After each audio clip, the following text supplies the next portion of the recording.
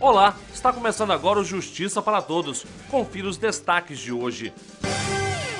Judiciário brasileiro transforma em ação judicial mais de 1.700 denúncias contra acusados de corrupção e lavagem de dinheiro em 2012. Chega de iniciais. Supremo derruba sigilo de nomes de autoridades em inquéritos da Corte. Preconceito na internet. STJ unifica processos sobre crimes de racismo e discriminação contra negros e judeus cometidos em comunidade virtual. 7ª edição do Anuário da Justiça Brasil 2013 traz as mudanças que ocorreram no Judiciário com a promulgação da Constituição Federal há 25 anos.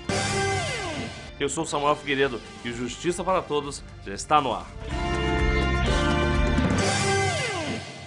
Em 2012, quase 26 mil processos sobre corrupção, lavagem de dinheiro e improbidade administrativa tramitaram na Justiça brasileira. Os dados fazem parte do levantamento feito pelo Conselho Nacional de Justiça. Acompanhe na reportagem de Gisele Mourão. Depois de 14 anos, o novo texto que torna a Lei de Combate à Lavagem de Dinheiro mais rigorosa foi publicado no Diário Oficial.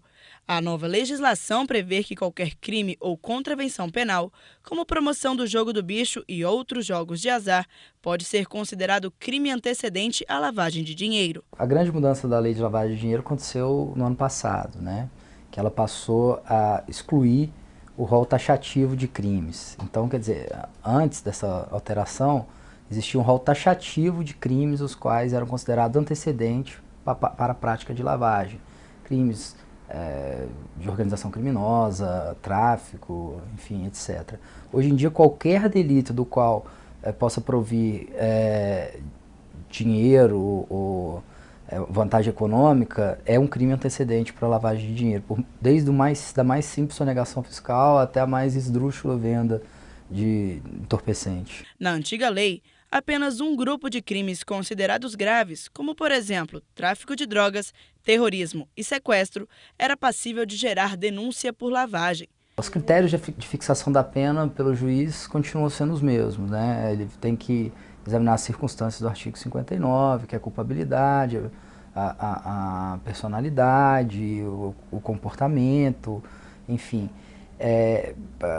Caso a caso, ele vai olhar se há uma participação de maior ou menor importância para, eventualmente, até poder aplicar uma causa de diminuição da pena. Pela primeira vez, o Conselho Nacional de Justiça faz levantamento sobre crimes de corrupção, lavagem de dinheiro e improbidade administrativa. Os dados foram coletados juntamente com os tribunais durante o período de 1º de janeiro de 2010 a 31 de dezembro de 2011. O propósito era identificar como o judiciário brasileiro vem enfrentando as ações de improbidade administrativa e essas ações em que se imputa crimes contra a administração pública.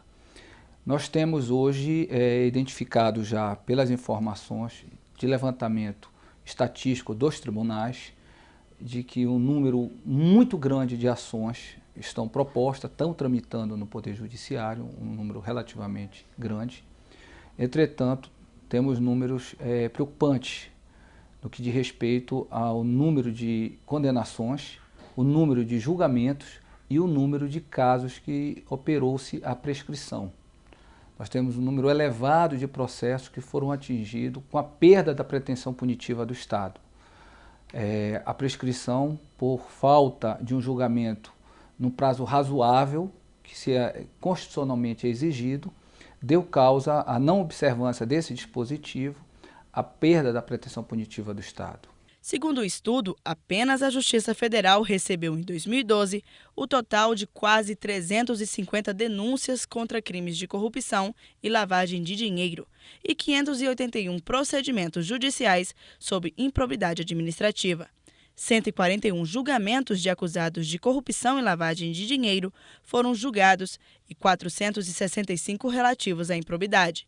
25 réus foram condenados definitivamente. No fim do ano passado, havia mais de 7 mil procedimentos em tramitação na Justiça Federal. Em fevereiro deste ano, a Secretaria-Geral do CNJ solicitou aos tribunais os dados relacionados a esses crimes. De acordo com o documento, um dos objetivos da pesquisa é responder às indagações do Grupo de Ação Financeira Internacional, que avaliou de forma desfavorável as ações do Brasil contra o combate à lavagem de dinheiro, à corrupção e à improbidade administrativa. O GAF é um organismo internacional que reúne países com o propósito de fortalecer os mecanismos globais de prevenção e repressão do crime da lavagem de dinheiro. A pesquisa também pretende auxiliar a Estratégia Nacional contra a Corrupção e a Lavagem de Dinheiro na implantação de mecanismos de levantamento de dados e estatísticas nos órgãos engajados no combate a esses delitos. Ele vem a somar com essa estratégia de combate à corrupção, o propósito é esse. Propósito em favor das ações do Ministério Público em combate à corrupção, e eu acho que é a grande reivindicação da sociedade brasileira. Eu acredito, sinceramente, que se nós fizéssemos uma indagação, uma enquete, uma pergunta ao povo brasileiro, o que ele espera do Poder Judiciário, eu tenho certeza que ele responderia que espera que o Poder Judiciário acabe com o sentimento de impunidade que hoje o povo brasileiro percebe. Comissão da AJUF se reúne para elaborar sugestões ao Estatuto da Magistratura. O documento será encaminhado para o Supremo Tribunal Federal. Uma comissão do Supremo Tribunal Federal tem se reunido para definir o texto que se transformará no Estatuto da Magistratura. Para concluir o trabalho, a comissão solicitou às associações e entidades de classe que apresentassem sugestões para o novo estatuto que vai substituir a atual LOMAN. Representantes da Associação dos Juízes Federais do Brasil promoveram um encontro para discutir o tema e elaborar uma proposta que possa contribuir em vários aspectos com a carreira dos magistrados. Esse estatuto é muito importante porque há necessidade de atualizar a atual lei orgânica da magistratura, que em alguns pontos ela ficou obsoleta, e principalmente depois da criação da emenda constitucional número 45, da promulgação dessa emenda, a primeira etapa da reforma do Poder Judiciário, que trouxe a figura do Conselho Nacional de Justiça como órgão central de planejamento estratégico de todo o Poder Judiciário. Então a importância qual é? É, na verdade, fortalecer o papel do juiz, o papel do Poder Judiciário e também permitir que o Poder Judiciário cada vez mais ele preste um serviço de qualidade para a população. A atual LOMAN existe há mais de 30 anos, por isso a necessidade de atualização da lei que já está defasada. Ela está muito desatualizada. Só para que vocês tenham uma ideia, a nossa instituição irmã, que é o Ministério Público, tem uma lei orgânica, uma lei complementar, nova e recente e já atualizada. Então nós estamos precisando, neste momento, de definir quais são os parâmetros da magistratura nacional diante da Constituição de 1988, já que a anterior lei, ela é de 79. Todas as sugestões apontadas pelos membros da AJUF serão analisadas pelo presidente da associação, Dr. Nino Toldo, e depois encaminhadas para o Supremo Tribunal Federal. O presidente do Congresso Nacional, senador Renan Calheiros, suspendeu a promulgação da proposta de emenda à Constituição número 544, que cria 4 novos tribunais regionais federais. A PEC, aprovada no dia 13 de março, deveria ser promulgada até o dia 17 de abril. A alegação é de que há erro material no texto da proposta. Já estão abertas inscrições para a 10ª edição do Prêmio Inovari. Pela primeira vez na história do prêmio, será admitida a participação de profissionais que não sejam da área do direito. Qualquer prática jurídica que tenha contribuído com a justiça brasileira de forma inovadora poderá ser inscrita. As inscrições podem ser feitas até o dia 31 de maio pelo site www.preminovari.com.br, onde também está o edital para a categoria Prêmio Especial. E veja a seguir, chega de iniciais. Supremo derruba sigilo de nomes de autoridades em inquéritos da Corte. E ainda nesta edição, STJ unifica processos sobre crimes de racismo e discriminação contra negros e judeus cometidos em comunidade virtual. É daqui a pouco no Justiça para Todos.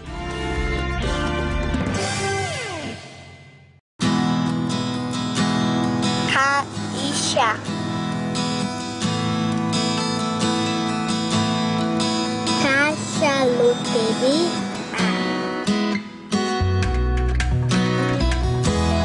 Caixa aqui.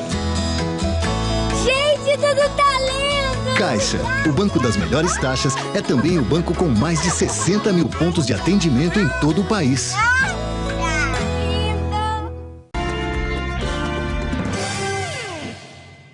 Os ministros do Supremo Tribunal Federal derrubaram o uso de letras iniciais em nomes de autoridades denunciadas em inquéritos da Corte. Acompanhe os detalhes na reportagem de Roberta Lindenberg. A partir de agora, os investigados nos inquéritos e ações penais que chegam ao Supremo Tribunal Federal terão seus nomes completos divulgados no processo. Em sessão administrativa, por 7-4, a Corte decidiu derrubar o sigilo de nomes de investigados nos processos julgados pelo STF. Para a Associação dos Juízes Federais do Brasil, a medida vai garantir mais transparência no judiciário. É importante que o cidadão conheça as autoridades da República que estão sob investigação judicial, porque, inclusive, são autoridades que se submetem constantemente seus nomes ao escrutínio público, às votações públicas. Então, é necessário que a pessoa vote instruída, até sabendo que aquela autoridade está sendo investigada. Então, vai sim fortalecer o Poder Judiciário, vai fortalecer o mais importante, que é o Estado Democrático de Direito, aonde todo cidadão deve ser tratado de forma igual. O vice-presidente da AJUF destaca ainda que a mudança vai trazer mais confiança do cidadão para com o Judiciário. Vai fortalecer a transparência e a publicidade com que o Judiciário vem conduzindo os processos criminais e que tanto tem contribuído para combater a impunidade no país e ganhar a confiança da população, que ela tem um judiciário forte, um judiciário transparente e um judiciário disposto a enfrentar todas as questões que lhe forem trazidas. O sigilo só será mantido em casos especiais, em que o relator considerar necessário. Votaram a favor da derrubada do sigilo os ministros Aires Brito, já aposentado, Marco Aurélio Melo, Joaquim Barbosa, Rosa Weber, Carmen Lúcia, Celso de Mello e Teori Zavascki. Foi lançada em Brasília a 7ª edição do Anuário da Justiça Brasil 2013, que coincide com os 25 anos da promulgação da Constituição Federal. O conteúdo da obra traz as mudanças que ocorreram no Judiciário com a Carta Magna de 88. Nesta edição, o anuário traz uma análise do ano judiciário de 2012 e sobre pontos importantes da Constituição Federal. Ministros dos tribunais superiores, advogados e juízes estiveram presentes no lançamento. O anuário é um instrumento de cidadania, né, que permite às pessoas conhecerem o Poder Judiciário, conhecerem seus atores, seus personagens, como pensam, como agem. É uma forma de democratizar e de tornar mais transparente o Poder Judiciário. E isso causa uma aproximação do cidadão com a justiça. E nada melhor do que celebrar isso com o aniversário da Constituição brasileira, uma Constituição cidadã que quer que as instituições se aproximem da sociedade como um todo. É um instrumento que vem sendo atualizado há muitos anos e tem confirmado e tem garantido uma presença permanente e, eu diria, imprescindível nesse cenário hoje. Hoje, o anuário se tornou um instrumento de trabalho até, importantíssimo para todos os advogados do país, para todos os juristas, para todos os juízes, promotores que atuam no nosso meio jurídico. O anuário tem uma grande importância de mostrar um perfil dos magistrados para a sociedade, para os destinatários, para aqueles atores do mundo jurídico. E a ligação disso aos 25 anos da Constituição é importante porque é uma Constituição que tem a grande importância de ser já longeva na história democrática brasileira e, enfim, é importante fazer essa ligação. A Constituição como um marco jurídico, um marco fundamental para a sociedade brasileira de democracia e o Poder Judiciário como um dos tripés da República, possibilitar que a sociedade venha a conhecer um pouco mais os seus membros.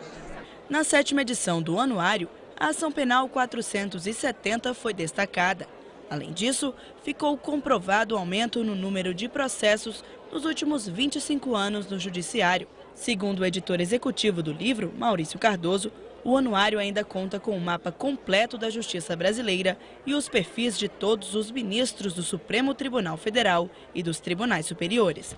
O Anuário da Justiça 2013 coincide com os 25 anos da Constituição Federal de 1988 e reflete justamente o fenômeno provocado pela Constituição de 88, que foi a tomada de consciência do brasileiro dos seus direitos. Isso provocou uma explosão de direitos, é o que a gente diz na capa do anuário, e ao mesmo tempo provocou um grande aumento na demanda do judiciário brasileiro. Isso aí está refletido em números que o anuário mostra. Em 1988, deram entrada na justiça brasileira 350 mil novos processos. Em 2012, foram 26 milhões de novos processos.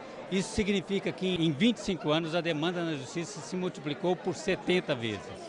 A publicação foi editada pela equipe da revista eletrônica Consultor Jurídico, com o apoio da Fundação Armando Álvares Penteado. O Tribunal Superior Eleitoral abriu a exposição Voto no Brasil, uma história de exclusões e inclusões. A mostra, que conta a história das eleições no país de 1532 até os dias de hoje, fica aberta ao público do dia 18 de abril até 19 de dezembro no Museu do TSE em Brasília. A seguir, STJ unifica processos sobre crimes de racismo e discriminação contra negros e judeus cometidos em comunidade virtual. Eles serão julgados pela Justiça Federal em São Paulo. É daqui a pouco, logo depois do intervalo. Não saia daí.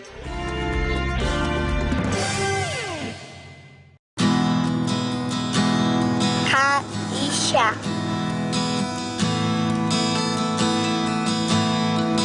Caixa loteria. Caixa aqui. Gente, tudo tá lindo! Caixa, o banco das melhores taxas, é também o banco com mais de 60 mil pontos de atendimento em todo o país.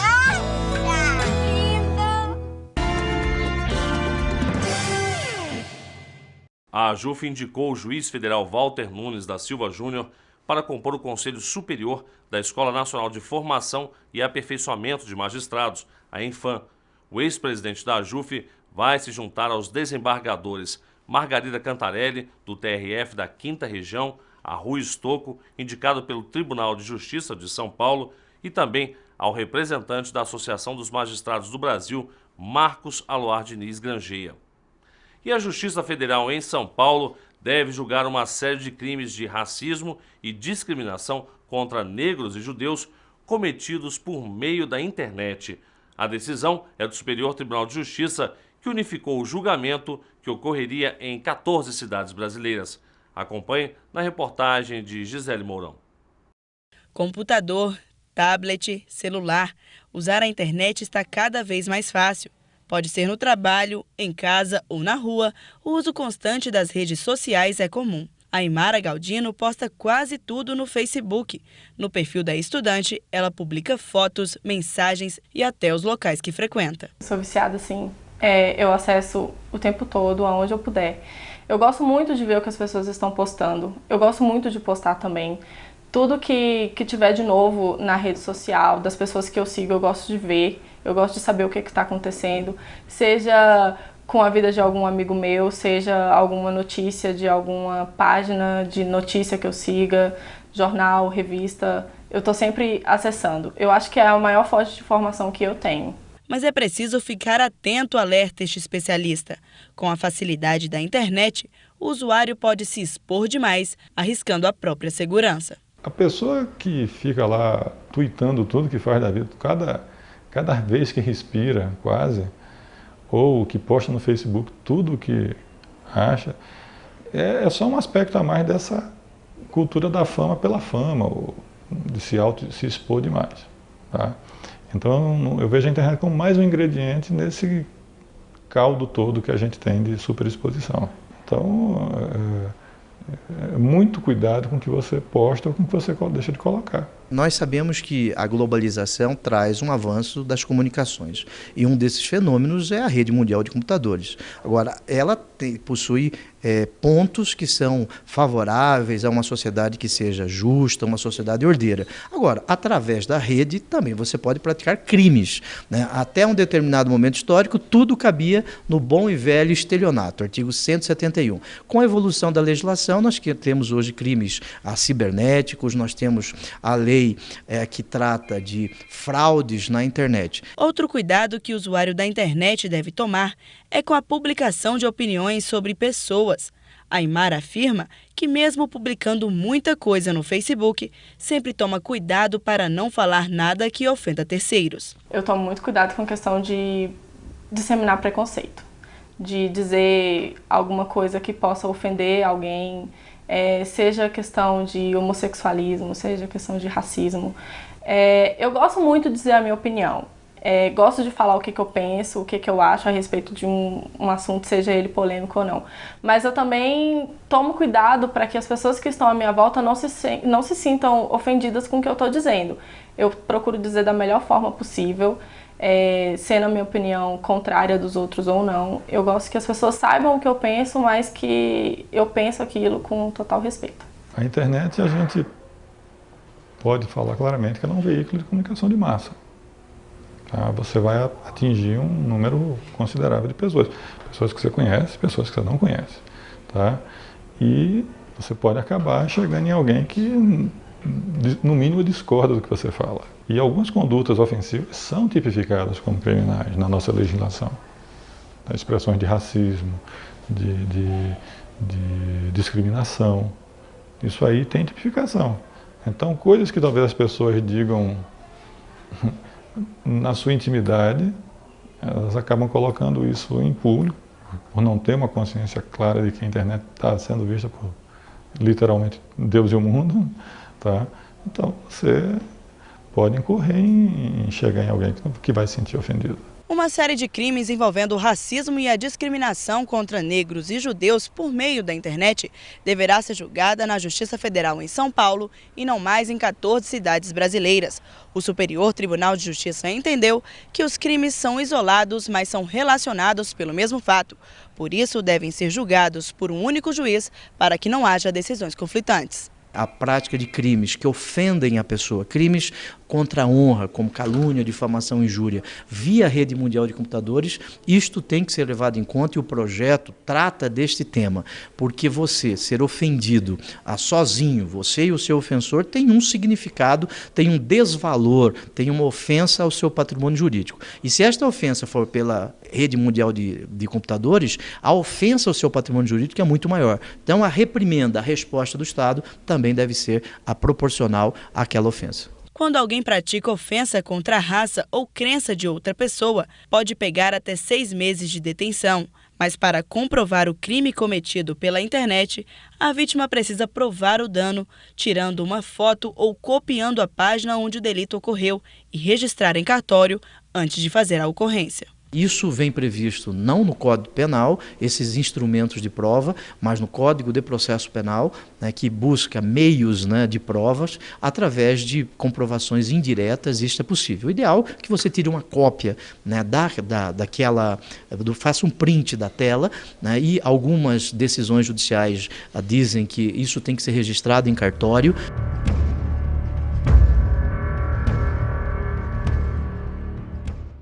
Você pode também assistir o Justiça para Todos na página da JUF na internet ou no canal da associação no YouTube. O endereço é www.youtube.com/tvajuf. E o Justiça para Todos de hoje termina aqui. Obrigado pela sua companhia e até o nosso próximo encontro.